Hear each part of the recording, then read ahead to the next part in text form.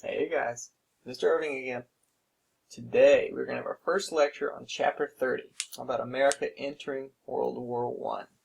So we're going to try to go quick, so try to keep up as much as you can. Remember, you can go back and listen to this as many times as you need to get the notes as you go. But let's go ahead and get started.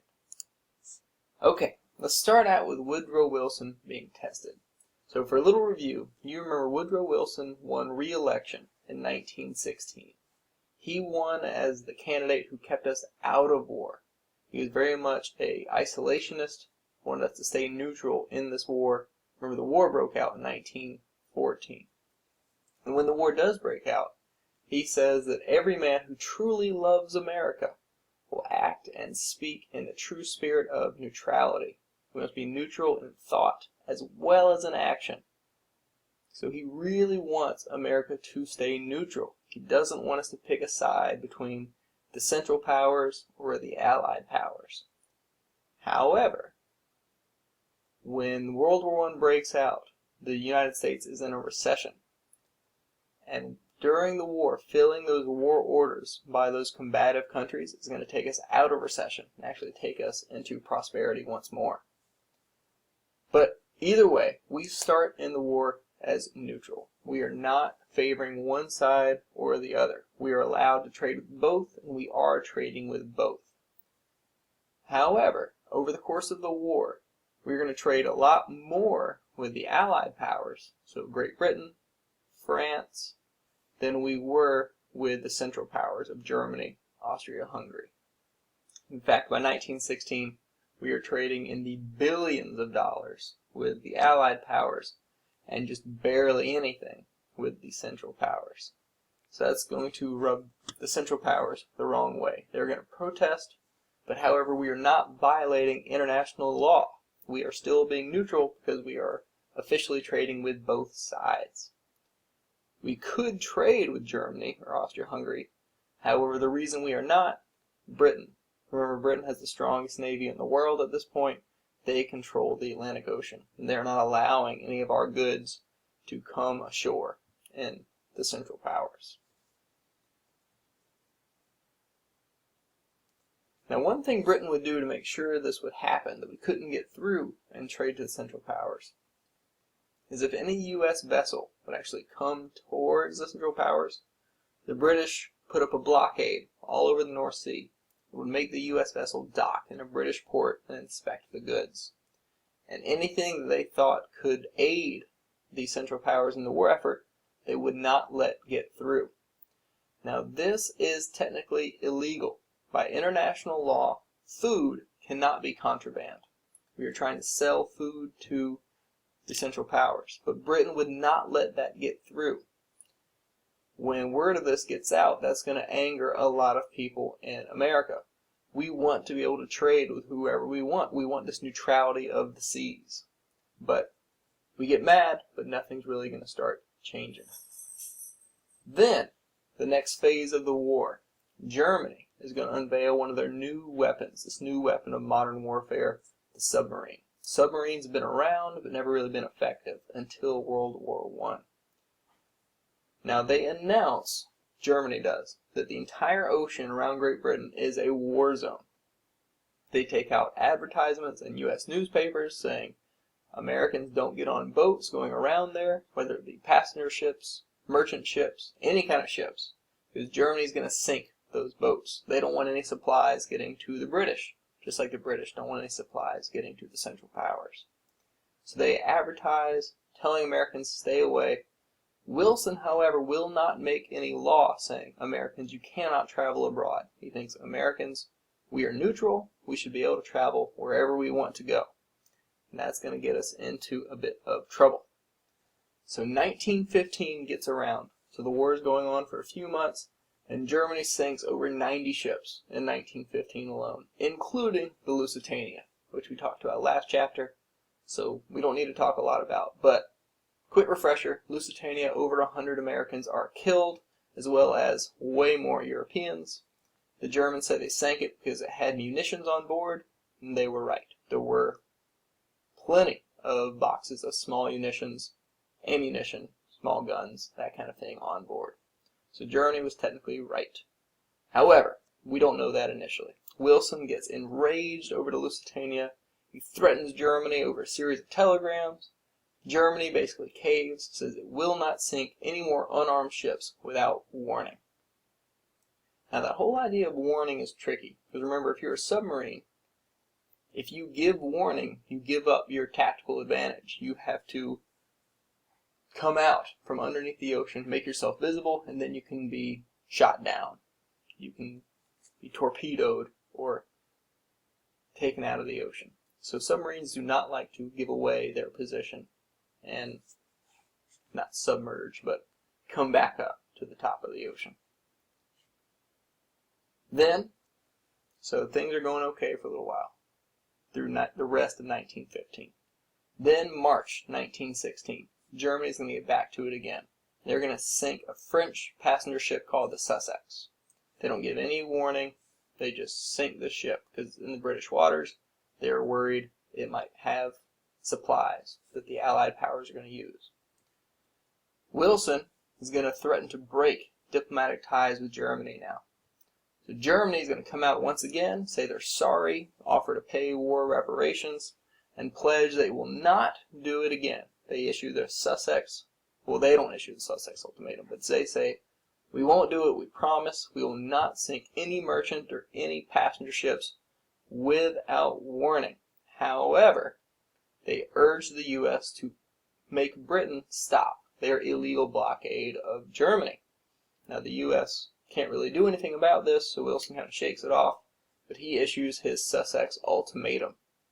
Because it's fine, we accept your apology, but if you do it again, if you sink any more boats, then we're going to break off diplomatic ties. And breaking off diplomatic ties is like one step away from going to war. It's a pretty big deal what Wilson's trying to put them through.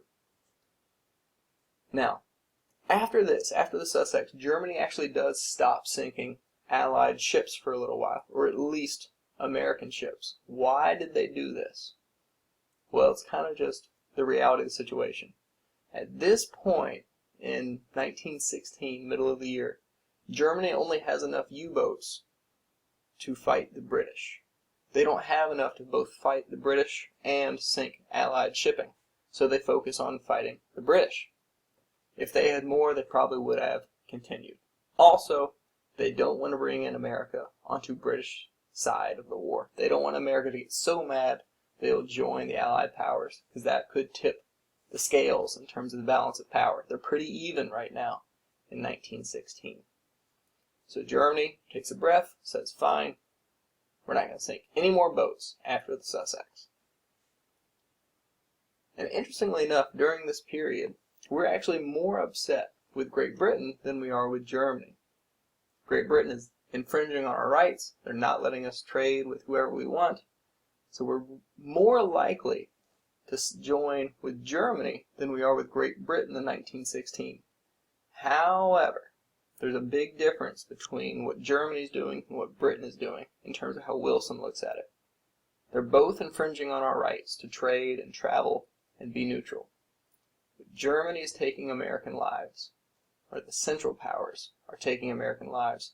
The British are just being a nuisance and not letting us trade. That's going to be a huge distinction. It's going to keep Wilson from being more upset with the British and not pushing as hard as he will with Germans. So that's going to get us to January 1917. I know that was a lot, but just a little review.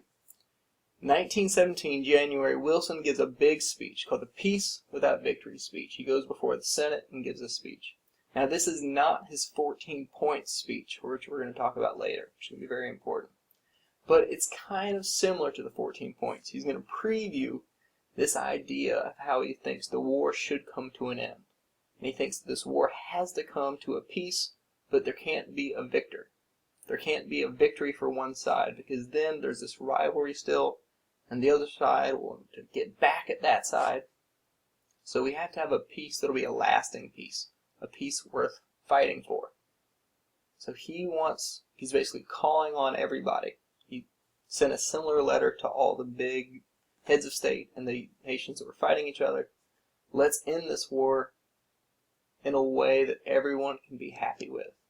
Let's have self-determination for everyone. He doesn't say the term League of Nations, but he hints at this idea of this international body. It's going to keep any other future war from happening. But the most important thing to remember is in this peace without victory speech, a punitive peace, a peace where one side beats the other side then has to pay reparations and apologize. That's just going to cause problems. This war is too big, the scale is too huge for us to have that kind of peace. So he's hoping that that's what can work out.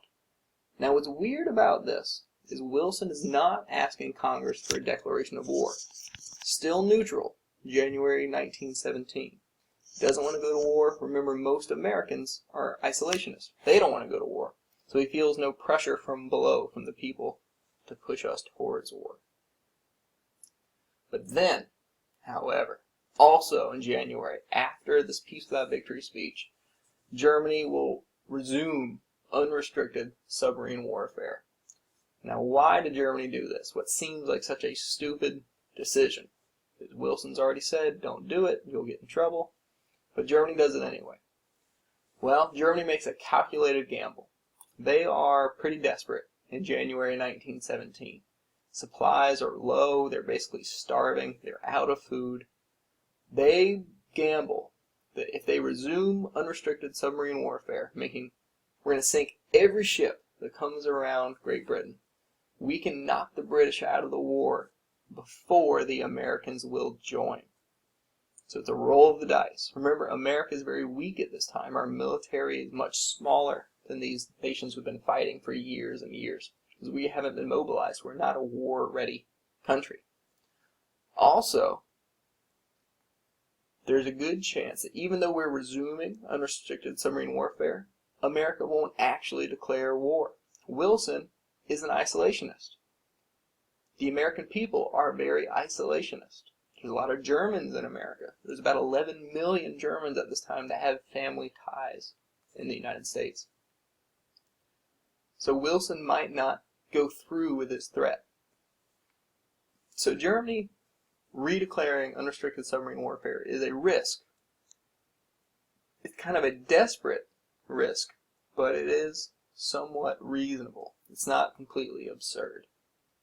So how does Wilson going to respond to Germany resuming unrestricted submarine warfare? As he said in the Sussex ultimatum, he goes ahead and breaks diplomatic ties with Germany. However, even though the diplomatic ties are broken, that's not a declaration of war. Wilson says there will be no war unless we are attacked. So the U.S. isn't going to go make the first move towards war. So Germany, to a certain extent, might have worked out with this gamble if certain things would have happened differently. And let's see what comes up next. Then we hit the Zimmermann telegram. So you learned a little bit about this in your textbook and the documentary we watched. But the Zimmermann telegram was a truly stupid decision by the German government. So this was sent from one German foreign secretary to the German ambassador in Mexico. And I believe the German foreign secretary was the one named Zimmermann, so that's why it's named after him. Now this was intercepted by Britain, given to the United States, and quickly published in the newspapers. That all happens early March 1917. Now what the Zimmermann telegraph proposed was a Mexican-German alliance. It says, hey Mexico, basically what Germans say, if you go to war with America, we will help you, because if Mexico goes to war with the United States, we're going to be too busy fighting Mexico, so we can't go help out in Europe. Then, once Germany or the Central Powers have won their war, they'll help Mexico win their war against the United States, and Mexico can get back some of the very valuable land taken from Mexico in the Mexican-American War in the mid-19th century. Namely, Germany will help Mexico get back California, Texas, New Mexico, Arizona, some big-time land that Mexico needs back, or would like to have back. Also in the telegram, it's proposed that Japan should even join this alliance. So all three of them would team up against the United States, so Japan could push more for their empire in the Pacific Ocean. Now, understandably, how do you think America is going to respond to the Zimmerman telegram being made public? They're going to absolutely freak out. They're not happy at all.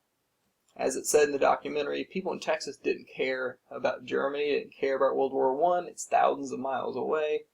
They were just happy hanging out in Texas. But now, all of a sudden, Germany wants to make Texas part of Mexico again. Now they get enraged with Germany and say, we need to teach Germany a lesson. So this is going to lead us. Well, here is a picture of the actual Zimmerman telegram. So you can read this if you would like. It's easily available online. Pretty crazy stuff. So this is going to push Wilson to ask Congress for a declaration of war. Remember, the president can't declare war in the United States. The Constitution gives that power exclusively to the Congress. So April 2nd, 1917, Wilson's going to ask Congress for a declaration of war. He's going to blame the Germans for their unrestricted submarine warfare and infringing on our neutral rights as Americans to trade with whoever and basically travel wherever we want to go. He also gets kind of idealistic.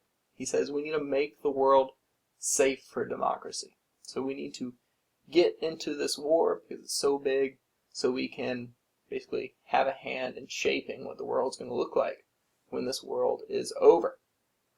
Congress is going to vote for this war and it will overwhelmingly pass. So it's a blowout in both the House and the Senate. You can see the votes down there. So 4 days after Congress asked for war, we have declared war officially on Germany.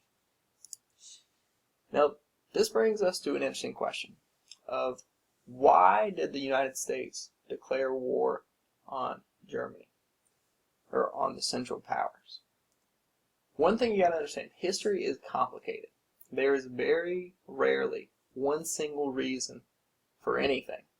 History oftentimes has multiple causes, multiple reasons for an action. Just think about it. People usually aren't so binary, just zeros and ones. We are complicated, we are irrational, we are emotional. So there's going to be a lot of reasons that tie in to why the U.S. goes from neutral and isolationist to declaring war. Now, this is not an exhaustive list at all, but these are the 4 big reasons that you can think about going forward. First off, unrestricted submarine warfare. 5 American ships were sunk in March alone by the Germans of that year, 1917. Wilson comes out and says this is the main reason he wants to declare war. If you believe him, if you take him for his word, then that's the most important reason we declared war. Another reason that certainly has to be considered is the Zimmerman Note. Before the Zimmerman Note, and arguably even after the Zimmerman Note, the United States was very isolationist. They don't want to have any part of this war. But the Zimmerman Note is going to enrage a lot of Americans. And if you believe politicians are responsive to the people below them, from their calls, their letters, that politicians will do what those letters and calls tell them to do, now Wilson feels this pressure. I need to declare war or else I'll look weak, or else I'll anger these people and they won't go with me on anything else I want to accomplish.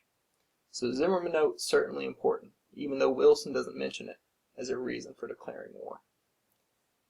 Another thing to think about, the Russian Revolution. Now this is something we're not going to talk about much. This year, we're going to spend a lot of time on it, senior year, we get to modern European history. But there's a revolution that's going on in Russia. Russia was autocratic, it was a czar. Then in 1917, that's going to change. And initially, we are given the false impression that democracy may flourish in Russia. And now, it would be more feasible for the U.S. to enter in an alliance on the same side as Russia. Because think about it, if America stands for democracy and freedom, then it's hard for us to size up also being allies with a czar who's very autocratic, has secret police, is terrible to his people. A lot of Americans wouldn't think that's okay. But now the czar has been removed from power. They have this new government who looks like it might be democratic. It's semi-democratic at the time. So that clears a hurdle. And maybe Wilson felt more ease in declaring war. But as we know, the Russian Revolution It will not end up being democratic. There'll be another revolution later in 1917 when the Bolsheviks take over, and then they go full communist. And we'll talk a lot about that later on. Fourth reason we got to consider for why we declare war is Wilsonian's idealism. Woodrow Wilson was an idealist. Remember, he's an academic. He envisions this world that's going to be peaceful forever. He sees this as the chance. If we get involved, we can reshape the world. The whole world's involved. So we're going to basically rip up the rule book and start over after this war's over. He wants to be the one to lead that discussion. They're going to redraw the maps of the world. He wants to be the one with a pen in his hand.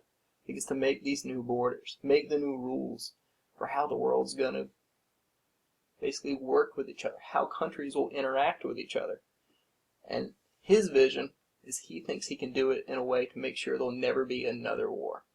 And we'll get into that in his 14 points a little bit later on, and especially a lot next year. So Wilson's idealism has to be taken into account in how he goes from isolationist and wanting to be out of war to now wanting to be involved and have a hand in shaping how everything goes. Now, one I left off this list that probably should be considered is economics. Remember, we were deeply involved in trade with the Allied powers. The Allied powers owed us billions of dollars. U.S. bankers had made loans to the Allied powers. We had sold so many arms to the Allied powers. If the powers were to lose, we might stand to not get that money back. There's a financial interest in the Allied powers winning the war. Some historians give that argument way more credit and way more reason for the U.S. declaring war than others. I'm just going to leave it up to y'all to decide what ultimately was the most important reason. Now that war is declared, Congress goes along with us declaring war, we have to get ready.